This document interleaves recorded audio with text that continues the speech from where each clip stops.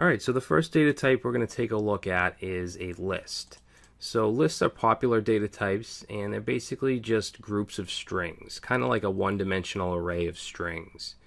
And they are sorted by the order of insertion. Okay, so whatever element you put in last is going to show up first.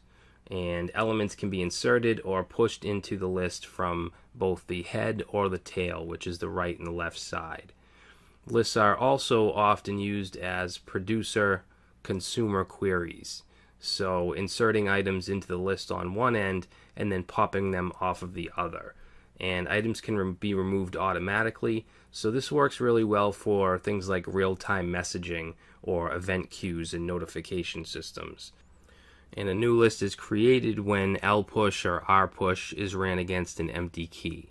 Alright, so if you don't have an existing list and you push something onto it, it's going to create that list. At the same time, the key will be removed from the key space if a list operation will empty the list. Okay, so here's an example. We have lpush mylista. So we're taking the command lpush and we're creating a list called mylist. Okay, it's going to be created because it doesn't exist yet. Alright, and then we're adding a as one of the elements. Okay, so now we have this mylist with an a value. Alright, now here we're going to say lpush mylist b, so we're pushing it in from the left, and now you can see that b is now the first element, and then a. This one here, we're going to say rpush mylist c, so we're pushing it from this side. Okay, so c is getting tacked on to the end now. Alright, and it's pretty simple to understand. That's how lpush and rpush work.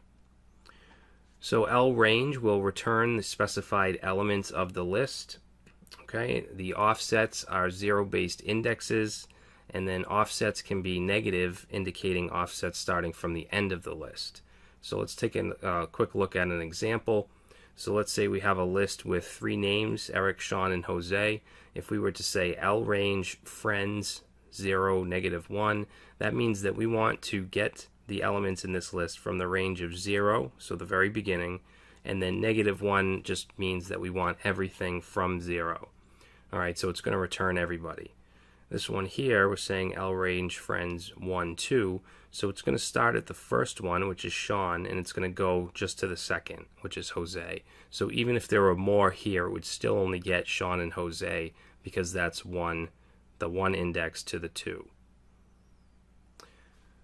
LLEN, this is going to return the length of the list.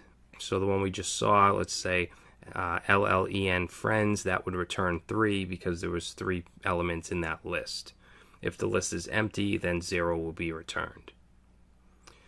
lpop is going to remove and return the first element of a list. Okay, so in this case it would be Eric. It would just return that name for us, and it would pop it off from the list. rpop does the same thing, only from the right, so in this case it would be Jose. Alright, so now we're going to jump in and take a look at some examples inside of the Redis CLI.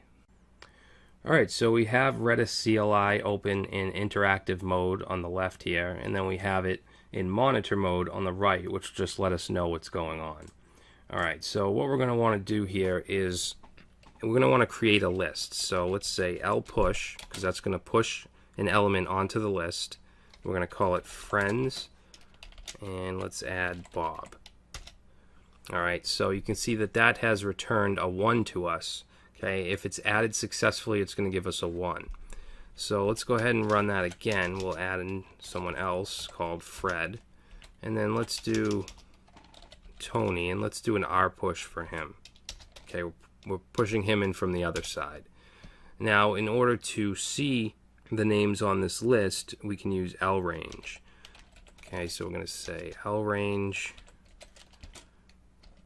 friends, and then we need to put in the offsets. So we want to start at the 0 at the beginning, and then in order to get everything, we want to use -1. Alright, and you can see that that gives us Fred, Bob, and Tony.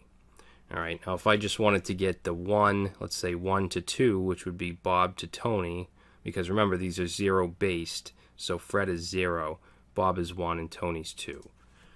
Alright, so we'll say lrange friends 1, 2, and that just gives us Bob and Tony. Now let's say we wanted to count the number of elements in the list. We could use LLEN friends, and you can see that gives us 3. And if we want, we could use lpop friends. Alright, and you can see that that actually returns what it takes off. Lpop is left pop, so we took it off from the left side. Okay, we could also do rpop.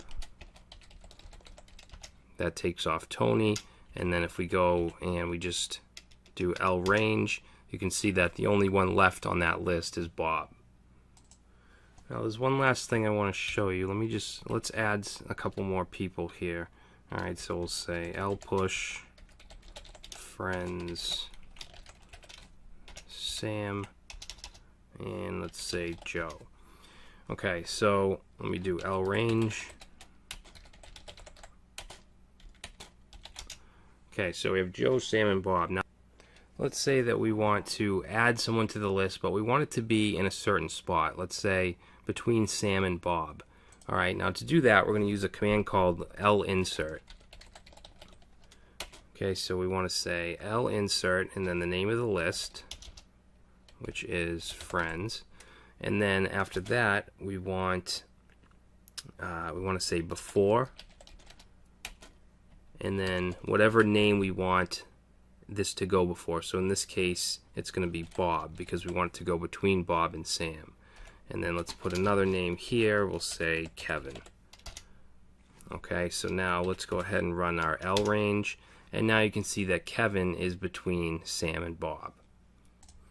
Alright, so that is the basics of the list data type. In the next video, we're going to take a look at sets.